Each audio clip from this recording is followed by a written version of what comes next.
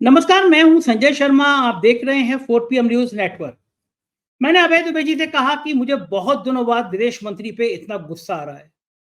भारत पाकिस्तान के बीच जो फौजी झड़पें हुई, मैं उसको युद्ध नहीं कहूंगा, युद्ध भाजपा के नेता कह सकते हैं। वो सरकार भी उसको युद्ध नहीं कह रही। उसमें पाकिस्तान की लॉटरी लग गई। बीच युद्ध में अमेरिका की मदद से भिकमंगा हो चुका पाकिस्तान, जिसके पास पैसे नहीं थे, बहुत बड़ी सहायता मिल गई। और हमारे विदेश मंत्रालय की नाकारापन से, विदेश मंत्री की नाकामी से, रूस जैसे देश ने, जो भारत का स्वाभाविक दोस्त था, पाकिस्तान के साथ एक बहुत बड़ा व्यापारिक समझौता कर लिया। अभी झगड़ा खत्म हुआ और रूस पाकिस्तान के साथ खड़ा हो। अब आप खुद देखिए, चीन उनके संग पहले खड़ा हुआ, टर्की उनके संग पहले खड़ा हुआ, अमेरिका ने मदद दिला दी और अब रूस ने भी उनसे समझौता कर लिया। और भारत के साथ कौन सा देश ऐसा है जो भारत के साथ खड़ा नजर आ रहा? बहुत खराब हालात पैदा कर दिए सरकार ने। हमारे सारे दोस्तों से, हमारे सारे पड़ोसी मुल्कों से रिश्ते खराब कर दिए।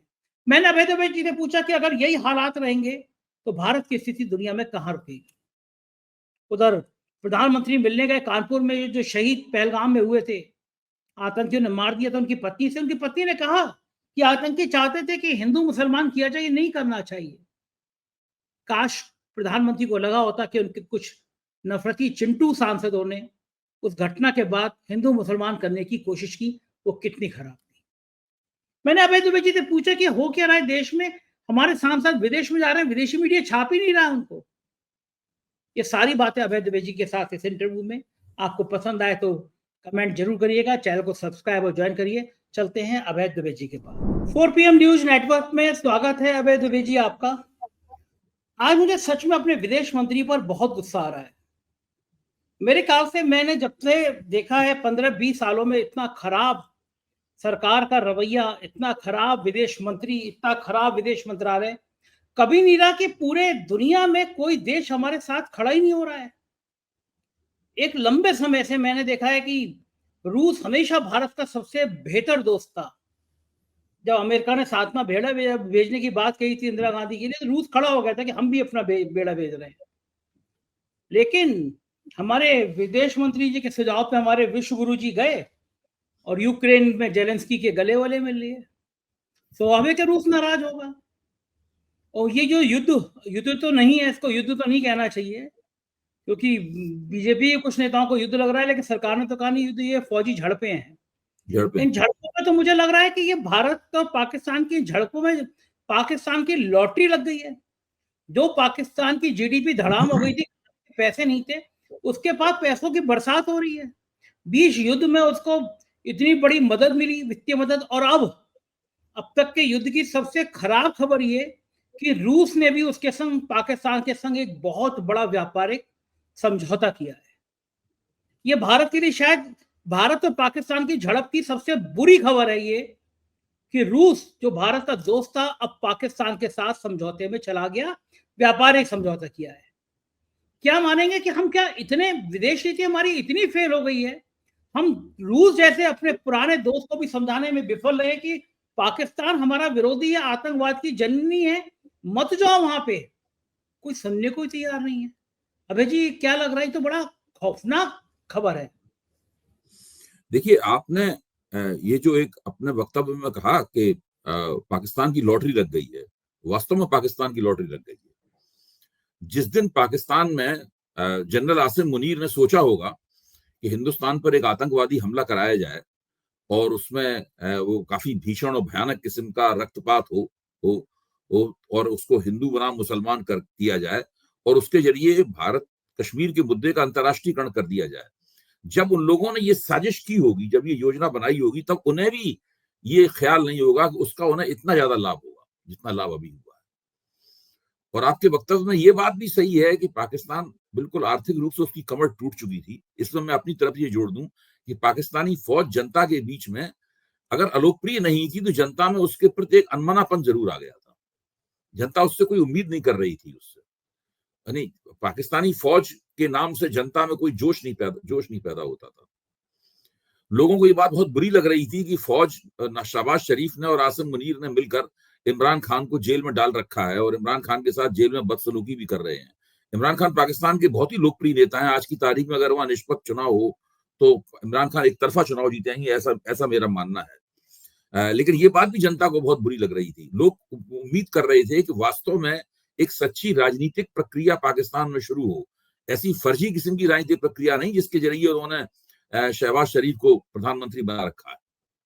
शहबाज शरीफ हम लोग सब जानते हैं कि आसिम मुनीर के प्यादे हैं, और जो ये छोटी सी फौजी झड़प हुई, इसमें जीत का सेहरा अपने हाथ से अपने सिर पे बांधते हुए, अपने हाथ से अपनी पीठ ठोंकते हुए, खुद मियां मुट्ठू बनते हुए उन्होंने आसिम मुनीर को फील्ड मार्शल बना दिया। आप सोचिए, मतलब कि वो एक एक तरह के, इसको जंग भी नहीं कह सकते, इस जंग को ही पाकिस्तान मान रहा है कि उसने बहुत बड़ा तीर मार लिया। अब लेकिन अगर इसको दूसरी दृष्टि से देखा जाए तो पाकिस्तान देख रहा है कि ये जो छोटी सी फौजी झड़प हुई, इससे उसको लाभ कितना हुआ कुल मिलाकर। सबसे पहली बात यह है कि भारत के तमाम आरोपों की परवाह न करते हुए अंतर्राष्ट्रीय मुद्रा कोष ने पाकिस्तान को जबरदस्त किस्म की मदद दे दी। करीब $2.25 अरब की मदद अंतर्राष्ट्रीय मुद्रा कोष ने दी। उसके बाद में विदेश नीति के मंच पे आप देखिए, दक्षिण एशिया के जितने भी देश हैं और ग्लोबल मंच पर जितने भी महत्वपूर्ण देश हैं, उसमें से किसी भी देश ने पाकिस्तान की आतंकवादी देश के रूप में कह के निंदा नहीं की। बैसरण घाटी की घटना की निंदा की गई है। आप समझ रहे हैं ना, बैसरण घाटी में जो घटना हुई उसकी कोई तारीफ नहीं करेगा, उसकी सब लोगों ने निंदा की। ये गलत है और आतंकवाद नहीं होना चाहिए। भारत को आतंकवाद का मुकाबला करने का हक है। ये सब बातें कही गई, लेकिन उस आतंकवाद का जिम्मेदार पाकिस्तान है, ये किसी ने नहीं कहा। स्थिति यह है कि जब भारत और पाकिस्तान के बीच में फौजी झड़प हो रही थी और उस फौजी झड़प के और ज्यादा भड़कने का अंदेशा था, उस वक्त न तो अमेरिका ने खुलकर पाकिस्तान की निंदा की और खुलकर भारत का समर्थन किया, चीन ने खुलकर पाकिस्तान का समर्थन किया, और रूस ने भारत का समर्थन नहीं किया, भारत का विरोध नहीं किया, लेकिन उसने पाकिस्तान की निंदा भी नहीं की और खुलकर 1971 की शैली में भारत के साथ नहीं आया। और अब जिसे कहते हैं जले पर नमक छिड़कना, ये स्थिति इस घटना से हुई है जिसका अभी अभी आपने जिक्र किया कि रूस ने पाकिस्तान के साथ एक वाणिज्यिक समझौता किया है। ये वाणिज्यिक समझौता भी बड़ा विकट है। मुझे तो एक बिल्कुल नई जानकारी हुई कि जिस वक्त 1971 में रूस भारत को आश्वासन दे रहा था कि अगर 7वां बेड़ा हिंद महासागर में आया तो वो उसका मुकाबला करने के लिए अपना फौजी बेड़ा मार्शल जोकोव, जिसका नाम था मार्शल जोकोव को भेज देगा। और ये बात अमेरिका को बता दी गई थी कि 7वें बेड़े का मुकाबला करने के लिए मार्शल जोकोव आ जाएगा। इंदिरा गांधी उसकी चिंता नहीं थी। इंदिरा गांधी ने मुक्ति वाहिनी के साथ में भारतीय सेना का जो गठजोड़ चल रहा था उसका इस्तेमाल करते हुए पाकिस्तान बांग्लादेश में, मतलब तत्कालीन पूर्वी पाकिस्तान में जनरल टिक्का खां की फौजों की पिटाई जारी रखी, कोई परवाह नहीं की उन्होंने उसकी। अच्छा, आज स्थिति क्या है? आज स्थिति यह है कि भारत बिल्कुल एकदम इस दुनिया में अकेला खड़ा हुआ है। सरकारी बुद्धिजीवी जो है बार बार अखबारों में लिख रहे हैं, बयान दे रहे हैं, नहीं हम अकेले नहीं हैं, हम ताकतवर हैं, हमें किसी की मदद की जरूरत नहीं, इस प्रकार की बात बोल रहे हैं। ताज्जुब मुझे इस बात पे हुआ है कि 71 में जो सोवियत संघ भारत को मार्शल जोकोव, 7वें बेड़े के मुकाबले मार्शल जोकोव को तैनात करने की बात कह रहा था, वही सोवियत संघ 1973 में 2 साल बाद कराची के पास 700 एकड़ की विशाल भूमि के ऊपर एक विशाल स्टील प्लांट भी बना रहा था पाकिस्तान के लिए।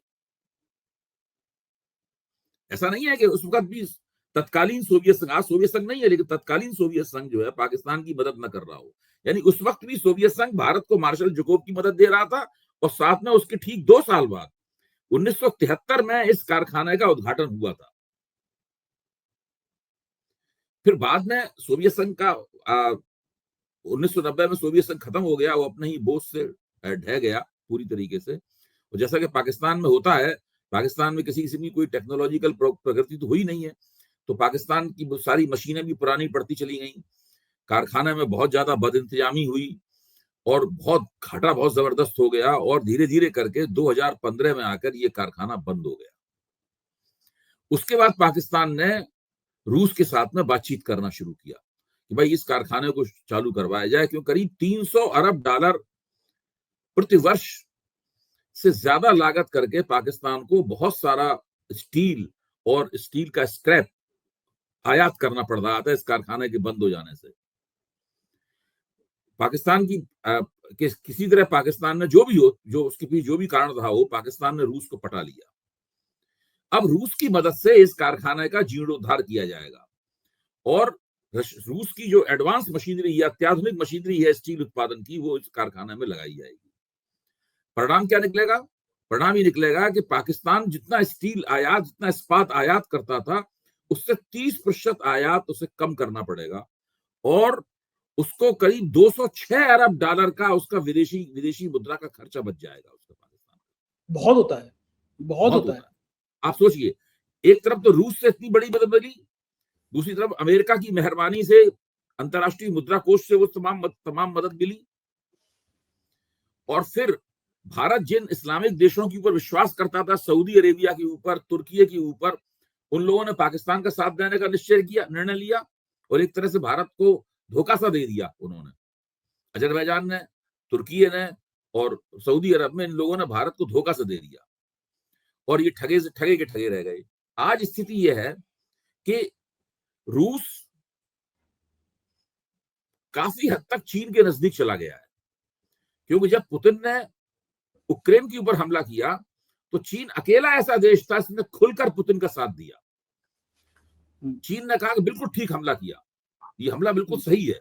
चीन उसको दरअसल हमला ही नहीं मानता, चीन तो मानता है कि ये जो पुतिन का प्रोजेक्ट है ना कि यूक्रेन को रूस का एक प्रांत बना लेना, चीन कहता है बिल्कुल सही बात है। चीन ताइवान को अपना प्रांत बनाना चाहता है और उन्होंने कहा अगर रूस जो है हांगकांग वैसे भी फिर चीन में मिल ही गया है, अब वो ताइवान को चीन अपना प्रांत बनाना चाहता है, तो चीन का मानना ये है कि अगर रूसी भाषा यूक्रेन में भी बोली जाती है, रूसी भाषा वहां भी बोली जाती है, अगर उसका रूस का प्रांत बन जाएगा तो उसमें कोई गलत बात नहीं है और ये पुतिन ने सही कदम उठाया है। तो इस वक्त अंतरराष्ट्रीय मंच के ऊपर शी जिनपिंग और पुतिन ये दोनों दोस्त हैं। चीन भारत के खिलाफ है और यह भी एक विडंबना है कि चीन भारत के वाणिज्यिक रूप से खिलाफ नहीं है। भारत और चीन में जमकर व्यापार हो रहा है, इतना व्यापार हो रहा है इसकी कोई सीमा ही नहीं है, और जो व्यापार का संतुलन है बड़े पैमाने पर चीन के पक्ष में है। और तमाम भारत के अर्थशास्त्री मानते हैं कि चीनी वस्तुओं का भारत में बिकना रोका नहीं जा सकता है। ये स्थिति है। प्रधानमंत्री ने जो अपने भाषण में कहा कि ये चीन की चीजें मत खरीदिए, उसका सारे हिंदुस्तान में मजाक बन रहा है। यानी उनकी बात को माना जा रहा है कि ये तो केवल मुंह दिखाई की बात है, व्यावहारिक रूप से ये संभव नहीं है। जिस वक्त गलवान घाटी घटना हुई थी, उस वक्त अपील की गई थी चीनों का बहिष्कार किया जाए। किसी चीज का कोई बहिष्कार नहीं हुआ। जिस टिकटॉक के ऊपर बैन लगाया गया वो दरअसल चीनी प्रोडक्ट था ही नहीं। उसको डेवलप करने वाला चीनी मूल का था, लेकिन वो चीन का रहने वाला नहीं था। उसको ये कहकर प्रचारित किया गया कि हमने टिकटॉक बंद कर दिया है, देखिए ये हमने चीन के खिलाफ बड़ी भारी एक फाइनेंशियल स्ट्राइक कर दी, जबकि वो चीनी बनता था ही नहीं वो। और टिकटॉक के बंद होने से जो अमेरिकी जो बड़े आईटी वो हैं जार हैं, जिनमें ये भी शामिल हैं, आपके एलन मस्क भी शामिल हैं और दूसरे बड़ी कंपनियां शामिल हैं, उनको बहुत फायदा हुआ। ये जो रीलें लोग देखते रहते हैं, वो टिकटॉक क्या था, रीलें थी। ये आज जो रीलें देखते रहते हैं वो सब अब उनकी रीलें देखी जाती हैं, टिकटॉक की नहीं देखी जाती रीलें। वो लोग छा गए भारतीय मार्केट में, टिकटॉक इन्होंने बंद किया। वैसे ऐसा नहीं किसी भारतीय कंपनी ने उसकी जगह ली हो। अमेरिकी रीलें, इस वक्त हम लोग वो रीलें देखते हैं, हमारे घर में औरतें बच्चे दिन रात वो देखते रहते हैं, ऐसा करके रीलें, यूं ही रीलें देखते रहते पूरा समय। भारत की आधे से ज्यादा जनता का पूरा समय इसी में जा रहा है। टिकटॉक बंद करके जो कंपनी आई थी उनकी रीलों का काम हो रहा है। हर घर में है ये, कोई घर इससे छूता नहीं है। आप अरबपति हैं कि गरीब आदमी है, सब लोग रीलें देख रहे हैं, सारा समय रीलें देखने में जा रहा है। तो ये अच्छा, ये आपको मेरा सवाल ये है कि हमारी विदेश नीति इतनी फेल हुई क्यों इस युद्ध के बाद, जो कथित युद्ध है की मैं कोई बात विदेश नीति, आपकी बात पे आ रहा हूँ, मैं कोई विदेश नीति विशेषज्ञ नहीं हूँ। पहले मैं आपके सामने कई बार कह चुका हूं कि अर्थनीति एक ऐसा मोर्चा है जहां पर सरकार की लफाजी नहीं चलती है, क्योंकि उसका काम, लोगों के पास पैसे नहीं पहुंचेंगे। आप कुछ भी, कोई भी आंकड़ा देते रहिए, हमने महंगाई कम कर दी, हमने जीडीपी बढ़ा दिया, ये कर दिया, वो कर दिया, बेकार है। जनता की जेब में पैसा नहीं पहुंच रहा, जनता दुखी परेशान है, लोगों के चेहरे पे चमक नहीं है, लोग तो आपके खिलाफ वोट करेंगे। और मैं ये भी मानता था कि 2024 में सरकार ने जो बहुमत खोया उसमें बहुत से कारण थे, लेकिन आर्थिक विफलता उसका एक प्रमुख कारण थी। और ये एक ऐसा सरकार दूसरी चीजें प्रबंधित कर सकती है, आर्थिक आर्थिक अर्थ आर्थिक मोर्चे पे प्रबंधन सरकार नहीं कर सकती, क्योंकि वो उसके हाथ में नहीं है। अब एक नई चीज और निकल के सामने आ गई है कि विदेश नीति के नाम पर जो प्रपंच किया जा रहा था पूरा का पूरा, उसका भंडा फूट गया है पूरी तरीके से। जितने भी मोदी जी सारे, अभी जब से मोदी जी प्रधानमंत्री तीसरी बार बने हैं, उन्होंने तो विदेश यात्राएं कर करके रिकॉर्ड बना दिया। दिन रात विदेश यात्राएं कर रहे हैं, कुछ करते ही नहीं विदेश यात्राएं करने के अलावा, बस विदेश यात्रा करते, वहां जाते, यहाँ आके रैली करने लगते, बस इसके अलावा प्रधानमंत्री कोई काम नहीं करे।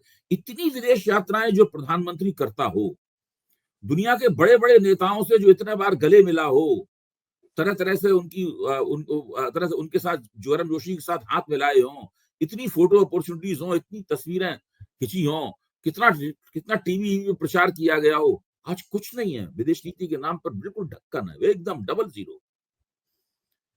यानी मैंने एक बार आपके साथ एक साझा किया था अपने पत्रकारिता के शुरुआती जीवन का उदाहरण। जब जनसत्ता में काम करता था तो प्रभाष जी रोज मीटिंग लेते थे हम लोगों की, आपको याद आ गई होगी मेरी बात।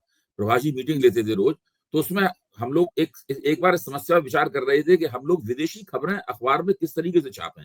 अंग्रेजी अखबारों में ज्यादा पन्ने होते थे, जनसत्ता में इतने पन्ने नहीं होते थे, विदेशी अखबारों के लिए स्पेस काफी कम था जनसत्ता में। तो छोटे से स्पेस में हम विदेशी खबरों का चुनाव कैसे करें, ये एक समस्या थी। इस समस्या पे हम लोगों ने प्रभाष जी से पूछा कैसे किया जाए, भाई साहब कहते थे हम लोगों ने। तो प्रभाष जी ने कहा, देखो एक थंब रूल इसका ये है कि पाकिस्तान और चीन हमारा दुश्मन है और रूस हमारा दोस्त है। इस नियम के तहत आप, इस नियम के रोशनी में आप सारी खबरों का चयन कीजिए। तो हम लोग नए पत्रकार थे, सीख रहे थे। 1983-84, 1986-87 की बात बता रहा हूं। आजकल की पीढ़ी तो पैदा भी नहीं हुई थी, तब पत्रकारिता हम लोग कर रहे थे। तो ये बात हम लोगों ने गांठ बांध ली। आज भी प्रभाष जी की गुरु की तरह ही गांठ बांध लोग बांधे रहे। लेकिन अब देखा जाए तो ये सारी परिस्थिति दुनिया भर में बदल रही है।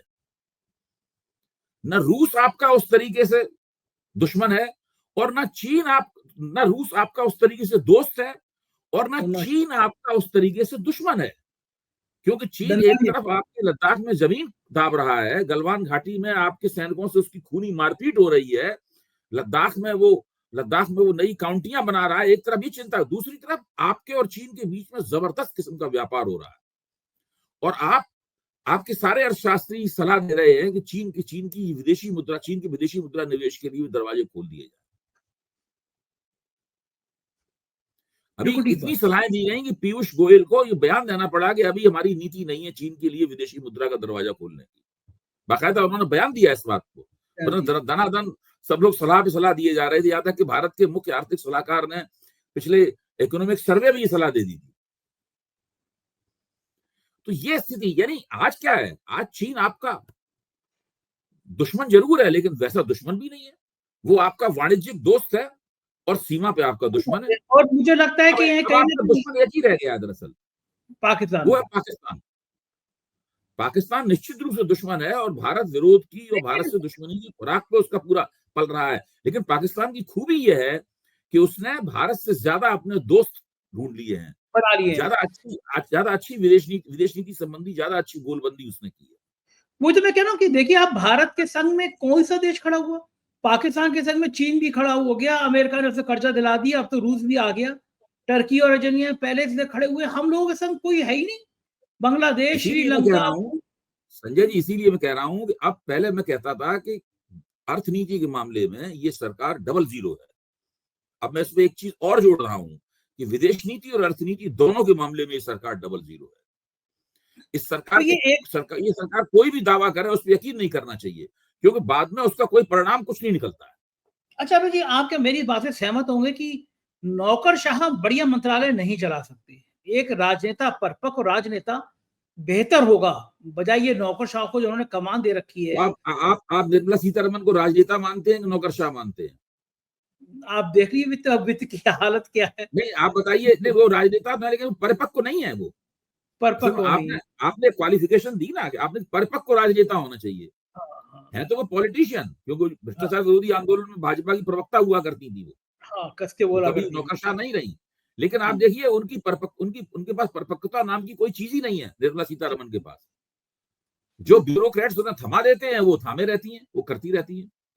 हाँ, गडकरी जैसे और राजनाथ तो सिंह दरअसल जैसे नहीं। इनके देखा जाए तो एक दो अपवादों को छोड़ के इनके जो नेता मंत्री हैं वो भी बेकार हैं, निष्प्रभावी हैं, और जो इनके ब्यूरोक्रेट्स हैं वो भी निष्प्रभावी हैं। हाँ, गडकरी और राजनाथ सिंह देखिए, जैसे नेताओं को उन्होंने हाशिए पर ये रखा ये है।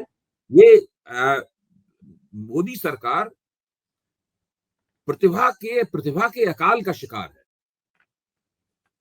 मोदी सरकार में जिसको टैलेंट कहते हैं, गवर्नेंस कर देने के लिए जो टैलेंट, प्रतिभा कहते हैं, वो मोदी सरकार में है ही नहीं। हुँ, मोदी बिल्कुल लगातार हर जगह हाथ हिलाते हुए तस्वीर खिंचाते हैं, कभी ऐसे करते हुए, कभी ऐसे करते हुए, और कपड़े तरह तरह कपड़े से, हाँ, कपड़े आज तरह तरह से उनका, तरह तरह से आज उनकी वो सब होता रहता है। और ये मैं मीडिया उसको गुणगान मैंने करता भी रहता है। मैंने भी ये जैकेट मोदी जी को देख के सिलवाई है कि मोदी जी की तरह मैं भी कुछ कपड़े-वपड़े अच्छे सिलवाऊँ, मोदी डिज़ाइनर जी का कपड़े प्रभाव पहनूँ। बहुत व्यापक है। आपको देख के लग रहा हाँ, है कि मोदी जी का प्रभाव बहुत मैंने व्यापक देखी है। मैंने ये जैकेट उन्हीं को देख के सिलवाई कि मोदी जी जैसी जी, जैकेट होनी चाहिए। एक टाइम में नेहरू जैकेट आती थी ना, लोग नेहरू जी को देख के जैकेट सिलवाते थे। कुछ जी। दिनों बाद मोदी मोदी प्रधान आ जाएँगे, मोदी जी को देख के लोग कपड़े पहना करेंगे, चश्मा पहना पड़ेंगे। कांग्रेस ने सूची जारी कर दी, जब वो कह रहे थे विदेशी चीज़ों का बहिष्कार करो, तो कांग्रेस ने कहा चश्मा भी देखो, पेन देखो, गाड़ी देखो, घड़ी देखो, सब लेकिन विदेशी है। विडंबना है, जो व्यक्ति नीचे से ऊपर तक विदेशी ब्रांडों से लदा हुआ है, वो वो व्यक्ति स्वदेशी की अपील कर रहा है। विडंबना देखिए आप। अच्छा आज नीचे से बड़ा ऊपर तक तो विदेशी ब्रांडों से लदा हुआ है, वो स्वदेशी की अपील कर रहा है। कल भी एक चीज़ और अच्छी हुई, प्रधानमंत्री गए कानपुर में, पहलगाँव में जो बेचारे जिसकी हत्या कर दी गई, जिसकी पत्नी और परिवार से मिले। पत्नी ने कहा कि ये देखिए आतंकी जो आए थे, ये हिंदू मुसलमान को धर्म पूछ के आए थे, हम लोगों को एक रहना चाहिए। देखिए जिसका पति मर गया, उनकी पत्नी कर्नल नेवी के अफ़सर की पत्नी जिसको पेट्रोल किया गया, वो कानपुर में शुभम की पत्नी, वो सब कह रहे हैं कि हमको एक रहना चाहिए। और मोदी जी को कम से कम अगर थोड़ी-सी भी शर्म अपने ऊपर आई होगी, तो मोदी जी को लगा होगा कि हमारी पार्टी के नफरती चिंटू, कुछ सांसद तो नफरती चिंटुओं से भी आगे निकले थे, जो पहलगाम के हमले के बाद हिंदू-मुसलमान करने की कोशिश कर रहे थे। जिसका पति मर गया, वो कह रहा है कि देश में हिंदू उनके आतंकियों का मकसद था कि हिंदू-मुसलमान में बँटवारा हो जाए, लेकिन हमें नहीं मिलना चाहिए। तो मोदी जी को लगा होगा कि कम से कम मैंने नफरती अपनी पार्टी के नहीं, नहीं, चिंटू नहीं, नहीं। आप मोदी जी को कम करके आंक रहे हैं। मोदी जी को ये कुछ नहीं लगा होगा, जो आप कह रहे हैं। मोदी जी को इससे आप कम ऊपर करके आंक रहे हैं। देखिए, ये एक टेम्परेरी सिचुएशन है। ये एक बिल्कुल अस्थायी स्थिति है। और जिस दिन ये टेम्परेरी सिचुएशन खत्म हुई, उस दिन मोदी जी फिर उसी थीम, उसी धुन पे अपने आ जाएंगे कि तुम्हारे घर की भैंस खोल ले जाएंगे, टोटी खोल ले जाएंगे, ये सब उसी पे आ जाएंगे दोबारा। तुम्हारी बहनों के मंगलसूत्र मुसलमानों को दे दिए जाएंगे, तुम्हारा सबका आरक्षण छीन के मुसलमानों को दे दिया जाएगा, ये उसी थीम पे आ जाएंगे। आप देखिए, जैसे जैसे बिहार का चुनाव नजदीक आएगा, थीम बदलती चली जाएगी। फिर उसके बाद तो अभी चुनाव अगले साल पश्चिम बंगाल का होना है। वहां तो बहुत गजब तौर पे मुसलमान विरोध होगा, क्योंकि सारा मुसलमान जो है वो ममता बनर्जी के साथ खड़ा हुआ है, और वहां मुसलमानों की संख्या भी बहुत है। यूपी में तो अगर 20% है, तो वहां तो 35% मुसलमानों की, 37% संख्या है बंगाल में। तो भाजपा को लगता है कि मुसलमान ही हमें हरा देते हैं चुनाव।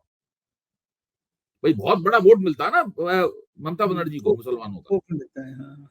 हाँ, और दाल वो दाल बंटता नहीं है, बिल्कुल वो बंटता नहीं है। कांग्रेस या सीपीएम उस वोट को बांट नहीं पाती है बिल्कुल। और ये जाते हैं असदुद्दीन ओवैसी वगैरह, इनको भी कोई वोट नहीं मिलता है वहां पे, सारा ममता बनर्जी को वोट मिलता है। तो वहां कितना भयंकर हिंदू मुसलमान होगा, इसका आप अंदाजा लगा लीजिए। अभी अभी से मैं बताई दे रहा हूँ आपको। तो और ममता बन ये बिल्कुल एक अस्थाई परिस्थिति है। और जिस दिन ये सब थोड़ा पुराना हुआ, 2-3-4 महीना, अभी तो वो माहौल वही चल रहा है, इसलिए मोदी जी उससे नहीं हट सकते। उसके बाद देखिए, खुल के खुला खेल फरक्कावादी फिर से होगा। अच्छा बड़ा खतरनाक स्थिति है। और अच्छा मोदी जी को उसके बाद लगता है उत्तर प्रदेश का चुनाव है। देखिए, बहुत भयंकर रूप से हिंदू मुसलमान होगा। अच्छा, मोदी जी को लग रहा होगा कि ये सांसद जो गए हैं विदेश में, मौज कर रहे हैं, 5 स्टार होटल में रुक रहे हैं, बढ़िया गाड़ी में घूम रहे हैं। विदेशी हम्म। मीडिया तो उनको भाव दे नहीं रही है, कुछ छाप ही नहीं रही है। एएनआई इनको इनकी बयान जारी कर देती है और भाई मोदी मीडिया विदेशी मीडिया तब इनको भाव देती जब भारत सरकार ने इन प्रतिनिधिमंडल के अपॉइंटमेंट्स जो हैं की मुलाकात पहले से वहां के जो वरिष्ठ राजनेता हैं, जो सत्ताधारी लोग हैं, उनके साथ तय की होती। ये लोग सीधे जाके वहां के प्रधानमंत्री से मिलते, वहां के विदेश मंत्री से मिलते, वहां के सुरक्षा सलाहकार से मिलते, फिर एक मिलने के बाद में फिर एक बड़ी मीडिया कॉन्फ्रेंस होती। फिर उस मीडिया कॉन्फ्रेंस में अब वहां पे जाके जो इंडियन डायस्पोरा है उसके सामने भाषण देने से क्या होगा, वो तो पहले ही से भारत के साथ है। और क्या, विदेश में रह रहा आदमी जुड़े हुए भारत के साथ, ठीक बात हाँ है। हाँ, स्वाभाविक रूप जुड़ा हुआ है। उसके सामने भाषण देने से क्या होगा? कुछ नहीं। उन मीटिंगों को संबोधित करने से क्या होगा? कुछ नहीं। तो ये तो इन लोगों की योजना की समस्या है ना। वैसे गोदी मीडिया भी कर नहीं पा रही है, नहीं कर पा रही है। सांसद जाएं तो जैसे पहले होता था कि 100, 200, 500 प्रायोजक लोग खड़े हो जाएं और मोदी मोदी के नारे लगाएं सांसदों के सामने। अब वो नहीं हो रहा, विदेशों में नारे नहीं लगते मोदी मोदी मोदी, गायब हो गया, बहुत दिनों से देखा नहीं हमने। देखिए, ये चूंकि बीजेपी ने लोग भेजे हैं, मोदी मोदी के नारे चिढ़ाने के लिए लगाए जाते हैं ना। या तो मोदी जी जब खुद होते हैं तब मोदी जी के समर्थन में नारे लगते हैं। लेकिन अगर किसी दूसरे व्यक्ति के सामने मोदी मोदी नारे, उसका असल में मोदी जी का महत्व बताने के लिए नारे लगते हैं। राहुल गांधी कहीं आएंगे, उनके सामने मोदी मोदी के नारे लगते हैं। ये लोग चूंकि सरकार ने भेजे हैं, इनके सामने मोदी मोदी के नारे नहीं लगेंगे। मोदी मोदी के नारे भी बड़े सोच के योजनाबद्ध तरीके से लगाए जाते हैं। आप देखिए, मोदी मोदी के नारे हमेशा दो जगह लगते हैं। एक तो जहां नरेंद्र मोदी जाते हैं उनके सामने लगते हैं, ताकि उनके महत्व को स्थापित किया जा सके, उनकी लोकप्रियता को स्थापित किया जा सके। और जो मोदी के विरोध में जब लोग जाते हैं तो फिर वहां नारे लगते हैं, ताकि उनके सामने मोदी के महत्व को स्थापित किया जा सके। वरना मोदी मोदी के नारे नहीं लगते। बिल्कुल ठीक कह रहे हैं अभय जी। बहुत बहुत शुक्रिया, आपने मुझे इतना समय दिया, थैंक यू। तो ये थे अभय दुबे जी, आपने पूरी बातचीत सुनी। एक एक करके विशेषण आप खुद मनन करिए, सोचिए क्या खतरनाक हालात हो गए भारत के, कहां हम आके खड़े हो गए। मुझको यकीन है कि आपको ये वीडियो पसंद आया होगा। दोस्तों को साथ शेयर जरूर कीजिएगा। शुक्रिया, थैंक यू।